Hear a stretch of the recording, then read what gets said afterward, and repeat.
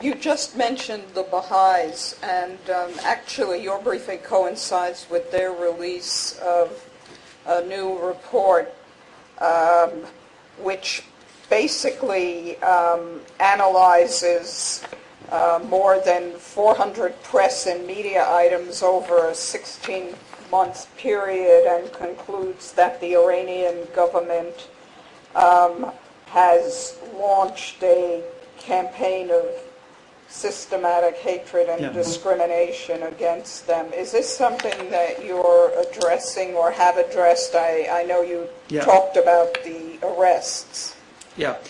Yes, both on the level of direct communication. I mean, we deal with these issues indirectly addressing governments, as well as on the level also of public announcement and statements. So, for instance, one thing that I also find very problematic is that within UN resolutions on intolerance, you always see Islamophobia being presented as a problem, Christianophobia and other phobias, but you would never see Baha'iophobia, which is a real problem, but it's completely downplayed. So the Iranian government has a policy of systematic persecution. It's a systematic persecution with the view of destroying that religion completely worldwide. I mean, not only in Iran, but the idea is that the Baha'is as a post-Islamic religion should not even exist. It's a very clearly articulated policy of extreme hostility. And of course it's something I have to address, and I do address it. It's one of the extreme manifestations of religious intolerance and persecution. Have you gotten a response from the Iranian government? The typical response is the following. Baha'ism is not a religion, it's a cult. It's an evil cult. So they distinguish, and quite a number of states would follow a similar line of distinguishing between genuine religions, in their understanding the divinely revealed religion, Judaism, Christianity, and of course Islam, and then the rest, and then, I mean, even worse, some what they call evil cults fabricated by colonial powers. So, this is a problem. I mean, they really excommunicate systematically the Baha'is from the application of freedom of religion or belief by simply denying their faith to have the status of a religion. And this is something states cannot do. I mean, freedom of religion or belief is a human right.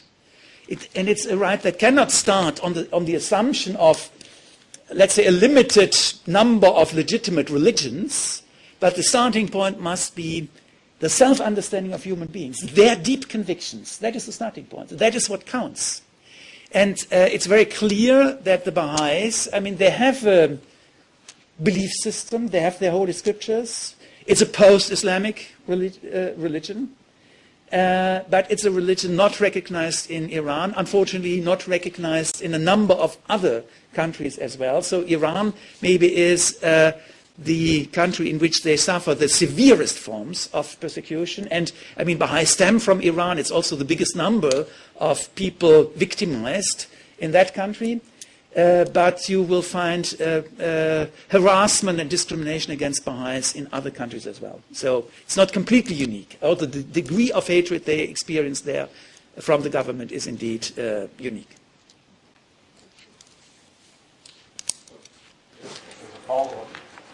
We heard earlier today from the Special Rapporteur on Iran, who's just recently assumed that position.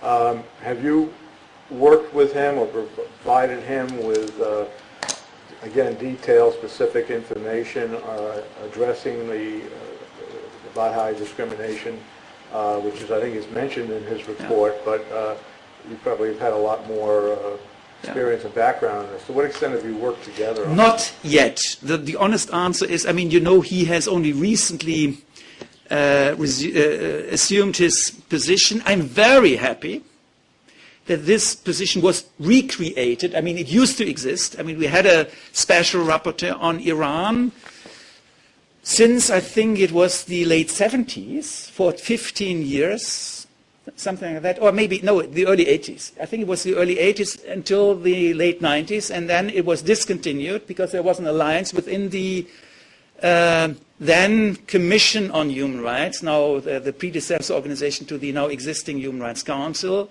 that discontinued that mandate for reasons that I never understood. I mean, not for substantial reasons, substantive reasons. So I'm very happy that now this mandate has been re-established.